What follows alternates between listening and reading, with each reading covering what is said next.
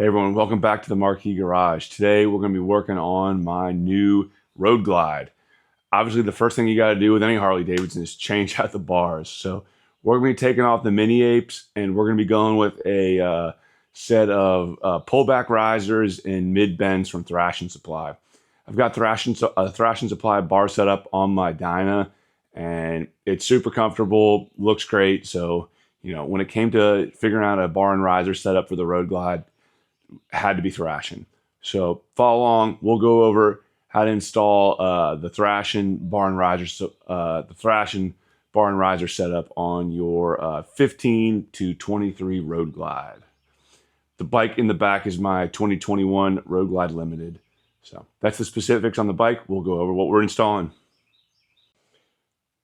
All right, so here's the setup that we're going to be rocking and installing today on the Road Glide. This is gonna be kind of like according to Thrashin, it's like their entry level setup for the Road Glide. So on the 15 plus bikes, the first thing you're gonna need, because of the way the gauges work, is you're gonna need the Road Glide adapter, because the way it's set up is the gauges sit on top of where the holes are on the upper triple tree. So you got to relocate. The risers get spaced back to here and they come up behind the gauges. So you'll need this. You'll need a set of risers. Yes, these are the old 6.5 inch pullbacks off of my Dyna from when I went to the 9.5 inch pullback. So that definitely factored in, as I already had these risers. So that saved me some money there since I already had those. Then you're going to need your choice of handlebars. I love the Thrashin mid bends, classic, moto bar styling, super comfortable, get you put in a nice performance feeling position. And then lastly, you're going to need, they say that you need their Perch clamps. You could probably just use some earlier Perch clamps off of, like a Dyna or a Softail or something like that. You could find some cheaper ones. These look sweet. They're chrome. I don't know. Probably need these. So you could probably figure out using some OEM takeoff parts for the Perch clamps. But this is kind of what they market as like what you need to get this installed on your 15 to 23 Road Glide. Just one note, always reference your service manual before starting a project. I'll be dropping in the relevant pages throughout the project in the video. Okay, so the first thing you're going to need to get started is you're going to need to obviously open your bag and go in here, and then you're going to need to release these screws. I already started releasing them, so we'll go ahead, we'll unscrew both of these and lift the bag off. That's the first step you do, because then we're going to get to this side cover and we got to pull the main fuse before we start working on all the electronic components. Reference page 351 and 320 for this step.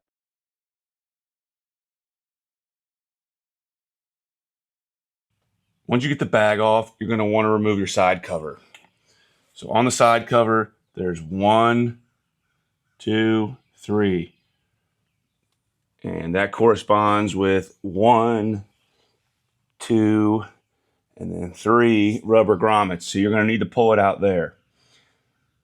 Okay, so here is your main fuse, the 50 amp fuse. That's what you're going to need to pull. First, you're going to need to come up here. You're going to want to verify you got your key fob. I got mine in there. All right, so you'll come up here, turn it to run on. Make sure this is in the on position. All right, went through the startup sequence. All right, then you'll come back down here and you will pull the main fuse out. All right, and then you're good to go. Put this big dog somewhere safe. Yeah, and that's all. This is per the Harley service manual, so that's how you want to do it.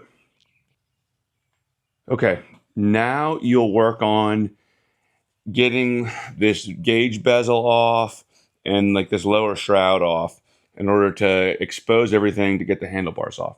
So the order that I worked in is just screw here. It's a T20. And then on this side, the other side, here is also a T20. So take those screws off. What that'll allow is that'll allow this piece to start to pull up. But it's still kind of held in there by this bezel. So what you're going to need to do now is you're going to need to remove the bolts on this big, like, matte black plastic thing.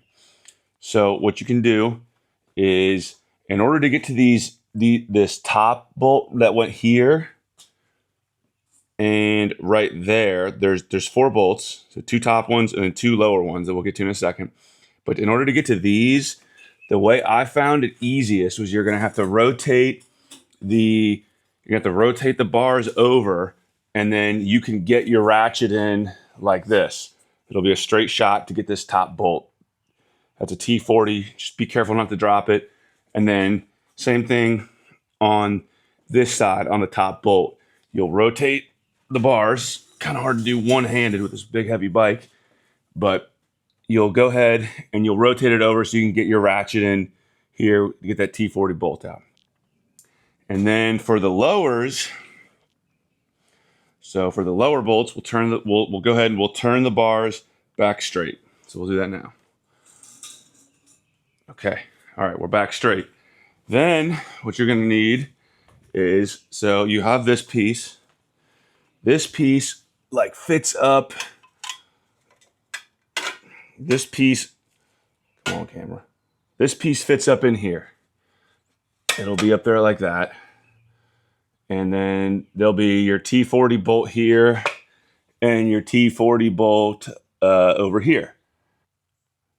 Okay, once you have your 4 bolts, all those T40s off of what they call this matte black plastic piece, the nacelle.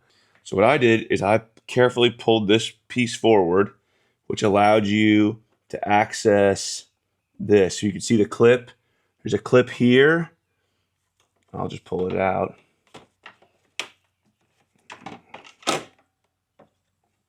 So what you need to do is there's a clip in the front and the back. They're plastic, so be gentle or else you'll break them. But that's how it goes, is you pull this piece out. We'll set this to the side, and then you carefully lift this piece out. We'll set that to the side, and then we're ready to start removing some more of the gauge stuff. All right, next we need to get this ignition switch off, like this nub that's in the way, because that's preventing pulling this off. So you put your key in, put it on unlock, then you turn it to fork lock, and then there's a button underneath. Key came out. So what you got to do is you got to do this, and you push this. There's a button underneath that I'm pushing with my middle finger. This is very tricky one-handed, so it's gonna be hard to. You're not really gonna be able to see what I'm doing. I can't do this one-handed, so I turned the nub to the fork lock position. There's a spring-loaded plunger on the other side, and then you turn it counterclockwise, and you lift this bad boy out. Reference page 816 for the ignition switch removal.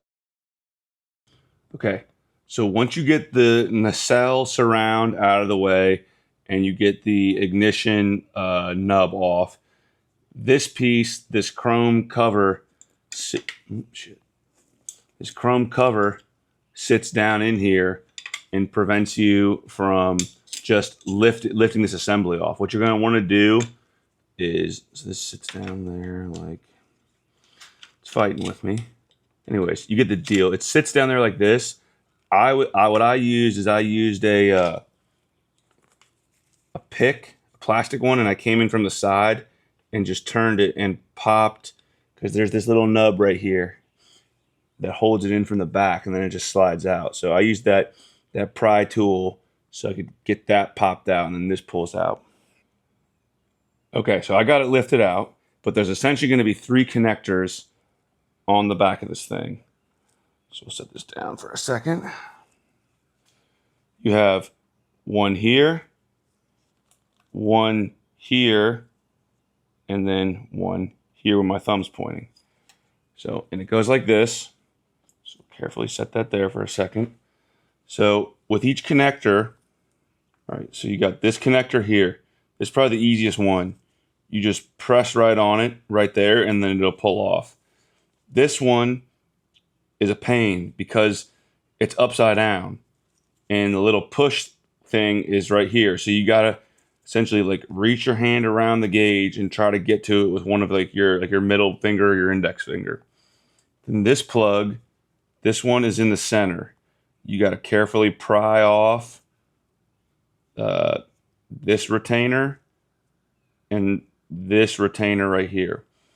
And then once you get those three plugs off, you can then just lift this gauge assembly straight off. Okay, next you'll carefully remove your hand control levers. So I started with the clutch, and you got a T27 here, a T27 here.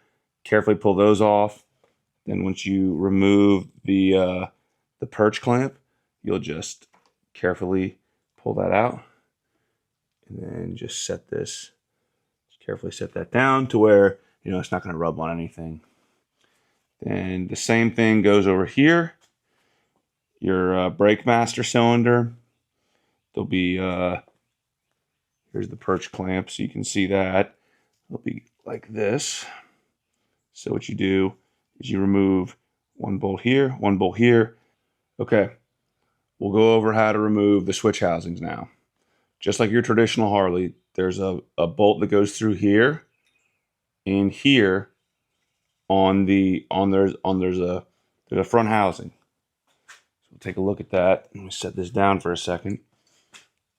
So these, like this, like your traditional Harley, there's a bolt in the bottom and in the top. Take those out.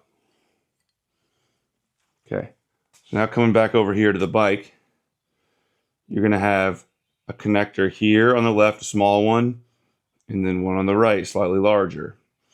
What you're going to need to do is with a pick, you're going to need to set this down. What you're going to need to do, so focus, is with a pick, you're going to need to press down on this release tab here, and then on this release tab here. Those wires go where you'd think they would, here and here. And also with a pick, you need to carefully, like this lever will be up in there. Carefully release this and let it fall down. And then you can pull this control off. These are the relevant service manual pages and diagrams for removing the right hand control housing.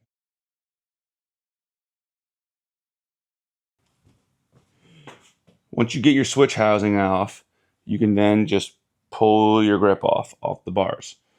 One thing I will note is this bike does have factory heated grips. You can see that plug. So that will just pull off and it goes in there. You can see where this plugs in to that. And you can access the end of this grip plug by just pulling this off carefully with like a plastic pry tool. So that's how you get the grip off on this side. And then a quick note, if you have heated grips, like on a factory limited like this, and then pop this piece out. That'll get this off. Then you'll use T20, another T20 to pull this off. Put that switch out of the way. Now, to take a closer look at this and how this works is you'll see here there's two tabs on either side, and they fit, they fit over this where it like hinges. I'm not going to click it back on.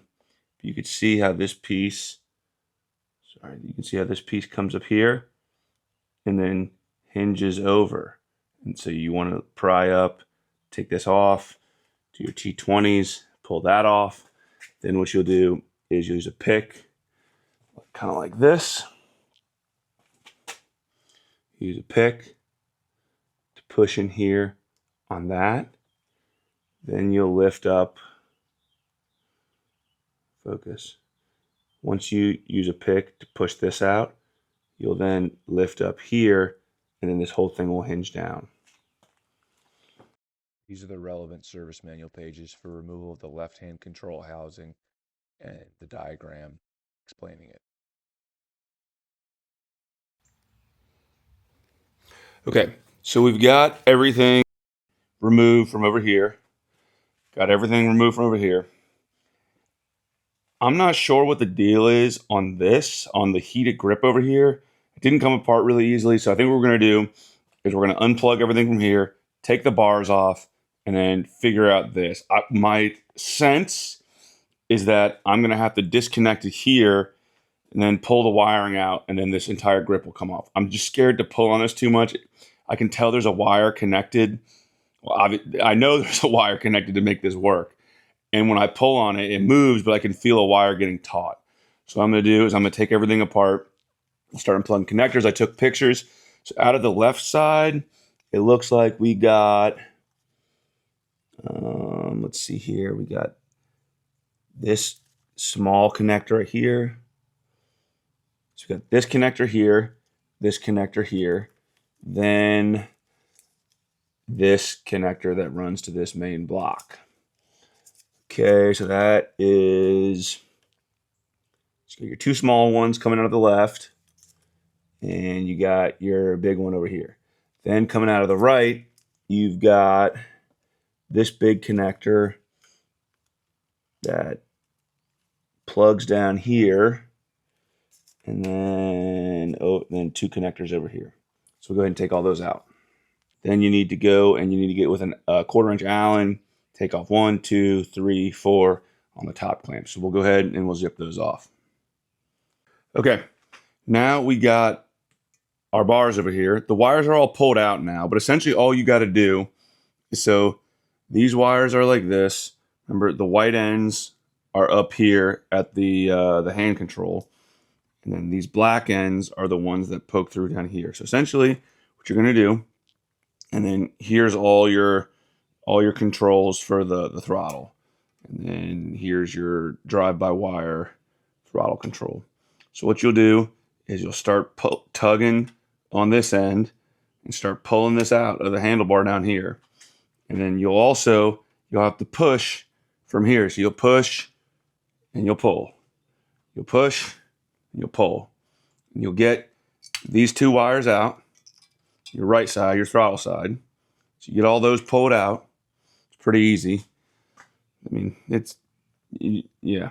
And then this side, like I was saying, here's the heated grip with the controller, and then there's two wires that go to that. Same thing. These things run all the way from the end through here, out here, and you'll push down here, and you pull up there, and then here's your other side for your other hand control. Again, black is down at the bottom, white is up by the actual hand controller. This is at the top, and this is at the bottom. All right. Once you have your old bars all stripped out, and what you'll do is you'll get your new bars, get your new Thrashin, your mid bends, your low bends, high bends, whatever, Big Al's, your moto bar choices. And again, like, these are probably the easiest bars ever to pull wires through, because like there's only two small bends and they're pretty straight. So again, this side, your clutch side, you'll run this black connector through there, through the bottom hole, and then this, your heated grip, will get run through the end here. And you'll put this through, you put that through on the bottom, and then you'll pull this out. Same thing on your throttle side. This connector, these two black ones, they go in the bottom here, and then they get ran through and out. This will get this piece, this big wire will get fed in the end here, and it'll get run through. Then you'll line this up with how it goes over there. And that's how you do it. All right, we'll pull these wires through, and we'll see you guys in a second. Okay, we got all the wires pulled This side was actually pretty easy. The way I did this is so I ran this wire through first, which is the wire for the heated grip. I ran this through by itself, and then I ran these two wires through for the hand control on the left side. So I did that side first. The heated grip, you kind of just pull on as you pull this through. So that just kind of pulls on. You feel when it seats. This side, the throttle side, I had a little more trouble with. What I had to do on this side was, so on the ends, I had to tape all the ends around. Tape this like this so that they wouldn't come separated. Tape this together with there's just two wires. So you kind of tape them all together. Then I put a pull string on, and then I had to kind of fight it from this side, pushing while I pulled this through the bar and out here. So that's how it should look. Your throttle side can only go one way. This goes at the top. This slit goes forward, and then clock's on the bottom there. So that can only go one way. So everything's pulled. We're about to go back to the bike and start working on the adapter piece here, and then working on those risers. Okay, so before you start assembly, you got to get this piece out. This is the lower bar clamp. This is probably the hardest part in the entire job, is to get this piece out. So, all right. So first, you got to watch out for this little ground cable right here. It goes right here on this clamp. So this ground, you got to detach from here. Okay. All right. So the way this works is I showed you where this piece sits down in here. So essentially the way this works is you've got a bolt coming from the bottom, and then this bushing setup sits in this hole right here, and this hole right here on the upper triple tree. So what you got to do is you got to loosen this bolt from the bottom, from underneath the tree. You got to get in here, and you got to loosen the bolt. So you understand what I'm saying? Is this bolt's down here, and you got to loosen this bolt on both sides. I just don't have it on there right now. And it's tricky because there's not a lot of room between the bolt and like the fork lock underneath. And so essentially the bolt head's a 3/4 inch. So you need a really small, short 3/4 inch, and you got to fit that in there. And that's all the room you have. And you got to, slowly turn it. I found it easier to use the box end. So I went in there with the box end, and then, you got to turn it like 1/8 of a turn at a time and keep resetting. And I found it easier. So on this, when you're doing the right side, you got to so if you're doing this one, you need to turn the forks to the left so that it pushes this piece further up. Then when you're doing the left one, you got to turn the forks to the right so that this hole is further up, and because there's like a plate underneath that blocks that bolt head, and it's a pain in the ass. And like, if you left your fork in the lock position like I did, it locked my fork, and so I had to go put this piece back in for a quick second, unlock the fork, and then spin the forks into the right position. So it's going to be kind of a dance, kind of like it was earlier, to get these out. Okay, so one quick mod that I did is, so on the factory bar clamp, there's a screw and a spot for the ground wire to go. So on the Thrashin, there's nothing. So I added this. I drilled a hole here and tapped it so that when I go to put this on, I can put the factory ground, where it's roughly where it's supposed to be. So I don't know. Thrashin, if you're watching, drill and tap a hole on the side of this thing so you could maintain your factory ground spot. I don't know. Okay, we're getting ready to cut the bezel out. I trimmed out the sticker that Thrashin sends you just a little bit. I trimmed up the top edge just to make it easier to fit on. And then I trimmed up this edge over here and here just so it fits between these fake buttons. The key to lining this up is you line up the corner here and you line up the corner there. Then once these two corners are laid on, then you just lay the sticker back up here and then slowly work the sticker back this way. Okay, there it is. I got everything cut out. I used that pattern like Thrashin supplied. I used the Dremel with the cutoff wheel. Then I kind of went back through and then pretty much trimmed all the corners out carefully with a razor blade. So that's kind of how I do that. And then I cleaned it all up with this like grinding wheel to get everything kind of nice and smooth and just look a little better. But yeah, I'm pretty happy with that, how it turned out. I don't think you'll see very much of it, but it came out pretty clean. And moving on. Okay, so after some trial fitting, it kind of didn't line up great. If you watch Thrashin's videos, this tab and this tab are gone. So I'm gonna go ahead and knock those off and see if that kind of helps with the fitment. I just wasn't tightening down the way I wanted. So I'm gonna cut those off and replicate their cuts. Second try on this. Well, I guess third try. I had to cut some more out of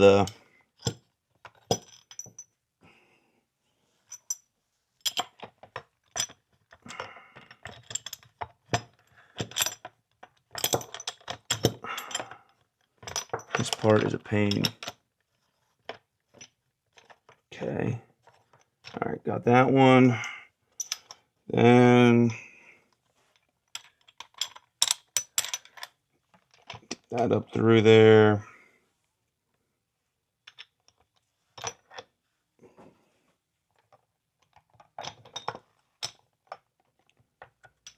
Come on. There we go. Okay.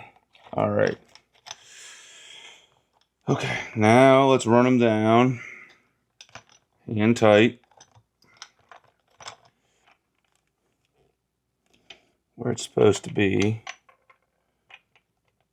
All right, there we go.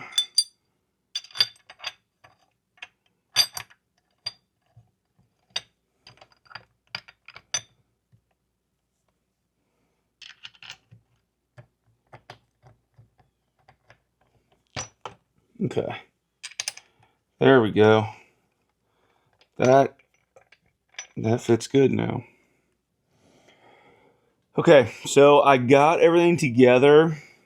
The risers and the adapters are all on the gauge, like bezel thing. I definitely had to hog it out like a fair amount more than they said. So I definitely clearanced out more in here, up on the top, and then even in here on the side. Like I clearanced it out a fair amount more. It's just, I don't know. The amount they had you do just wasn't working for me. It just kept putting tension on the risers when you went to line everything up with the top clamp. So I had to kind of overcut to get everything to line up correctly. So, all right, moving on. Okay, got the bars on, got the riser adapters torqued, got this is all snugged up. Now it's time to start plugging some of all the wiring back in. But just a couple things, just some notes for me is you're going to need to make one of these. You're going to need to make a short 7/8 box end wrench.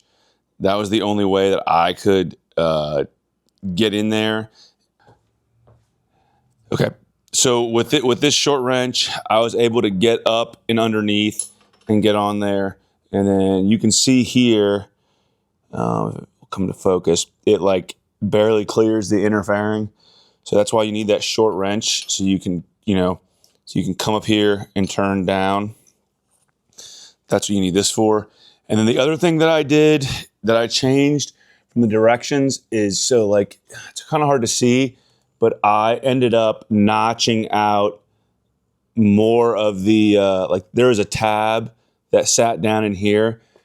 I notched all that out just so, and I got some zip tying to do, but in order to get the wires like up here and up here to clear the fork lock, that was, you had to take out more of the gauge plastic so that you could get these wires tucked up here and out of the way of the fork lock. All right, just to go over everything you got to plug back in.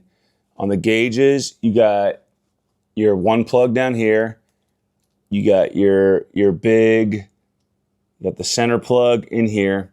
And then over on the other side, you've got the other plug that goes down in here. The one that matches this plug right here, but it went in upside down, remember? All right, and then on this side of the, from the bars, you've got, so this big wire comes over from the throttle side. You plug in this little, the black wires. Then you've got these two wires that you plug in. Then this wire for the left-hand controls goes in the furthest left port up on this little board up here. Okay, over on this side, like I was saying, for the gauges, you got to plug this one big plug back in here, up on the bezel mount. Coming out of this side, you've got the double plug, the little smaller one, and then the slightly bigger one that goes in on that board. And then, like I said, you've got to run that larger wire for the throttle that goes over to the other side and plugs in on a couple things on that side. So that's all the wiring that you got to plug in. All right, guys, it's been a few days since I last recorded, so did a few off camera in terms of cleaning up wiring and getting everything mounted on the bars. Just gonna go over a couple quick things and we'll keep moving along with the video. Okay, so I got the bars mounted on the bike, got all the hand controls back on. We'll just kind of go over what I did. Everything goes on like this, back on the same way you took it apart. So you'll slide your grips on. You'll put your inner hand controls in. You'll route the wiring. One thing to note is that the wiring does need to like wrap around the back, over and in, so that the control actually closes. If you don't slide this over the hole in the bars, then route the wiring around the back up and over, it won't close correctly. So that's how you do that. You got to do that on both sides. So over here, the wiring comes out, routes up, over, and then back and plugs in. Then you can close that. That'll allow this to close correctly. That'll allow your throttle to, snap back and forth correctly. And then, everything's all loose, mocked up. Set the angle of your bars based on what's comfortable for you. Then you're going to want to set how you want your levers and your hand controls set up.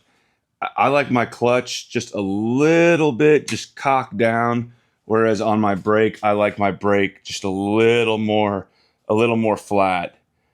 That's just personal preference, but that's what I like. Brake's a little more flat. Clutch is just angled just a hair down.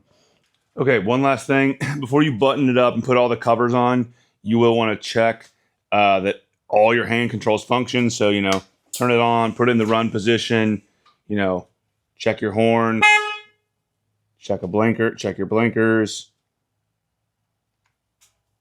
check your other blinkers, and then obviously start the bike, check the throttle because it is electronic throttle. I'm not going to start it up. It's going to make a bunch of noise, but okay. So one thing to note when you're putting these gauge covers on is that there's slots on these gauge covers here and here. these two notches correspond with these nubs on like this wiring mounting bracket thing. So I've got it all attached on the other side over there. When I put the other one on, I'll put those nubs, make sure these nubs slide into those slots. So to get the piece in, you'll slide it down there, line up the nubs, pull this back, and then tuck this edge in. Then you'll have to, there's a clip here. There's your two clips. So you'll slide those together once you kind of have it all fit together. So the last couple things you'll need to do to button everything up to the end is on the sides of the bezel, you'll need to tighten your T20 here. And then your T20 on this side again. Remember taking those off. Then you have your T40s here. So you'll get this piece all set up. You get that all set up. Then once it's in there, you'll put your top one in hand tight. Put this other top one in hand tight. Then you'll slide this chrome skirt on. You'll slide the chrome skirt on from the bottom. You'll slide this skirt up with the bars straight. You'll go ahead and you'll put that bolt in, T40, and then you'll do the other one here, T40 also. You'll cinch everything down. And then the last thing you're going to want to do is you're going to want to check the torque on your upper clamp bolts. Per the service manual, those are 20 foot-pounds. And those are the last couple things you'll just need to button up before you ride off.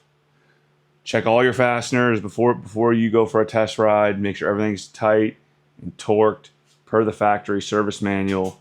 Got everything all back together. Overall, I'm pretty happy with how it looks. I think the fitment's pretty good. Happy with how it turned out. Let's take a look at the other side. It looks pretty dang good. Way better than the mini apes that these things come stock with. Very nice handlebar setup. As always, everything from Thrashin is very high quality. I'm happy with it. Finally got a young man look to it. It's not your grandpa's Road Glide with the mini apes anymore, or the Hell Yeah Brother stuff and everything. So yeah, I'm really happy with it. All right, so I wanted to talk about, guys. Then we'll do one last pan around the bike, but just for from an ergonomics perspective, I'm about 6'2" and 210 pounds, and I've got pretty long arms, and I'm pretty comfortable even with the pullbacks. I already had the pullbacks left over from my Dyna. I think maybe if I had been buying the risers, I would have got the 6-inch straights, but I already had these. I love them on my Dyna. All right, I just went for a quick whip around the block to test the new bars out. They're pretty good. Definitely very happy with them. Definitely gets you in a much better, a little more aggressive seating position. You hear the bike in the background running, and I'll show it to you guys one last time. We'll do a quick walk around. There it is. Came out pretty dang good. I'm happy with it. All right, guys. Thanks for watching my video on how to install the Thrashin Road Glide riser adapter, Thrashin risers, Perch Clamps, bars, the whole Thrashin setup. Again, this is the budget setup. It's not the upper tree with the gauge relocation. This is kind of like your everyday budget kit. Like I said earlier, it's still kind of pricey, but it's a very good bar and riser setup to get you a nice performance bagger look. It looks good for you can spend more on a Kraus or Thrashin's more premium setup. So I'm happy with it. Again, this bike is a 2021 Road Glide Limited. This will work on your 2015, so your Rushmore Plus up through 2023. So if you guys got a 15 to 23 Road Glide and you want to run the Thrashin, budget setup with the riser adapter, this is how you do it. But hopefully this video helps. We'll be continuing to put out new content on the 2021 Road Glide. As we do additional mods to it, go on rides, my thoughts on different things, and kind of from like the perspective of a carbureted dyna guy. So yeah, I'm new to the M8 community. I've been rocking the carbureted dyna for quite some time. So if you guys are in that boat and thinking about switching up to the fuel injected M8 bikes, you got my opinion. So again, thanks for watching the Marquee Garage. See you guys next time, and as always, ride safe.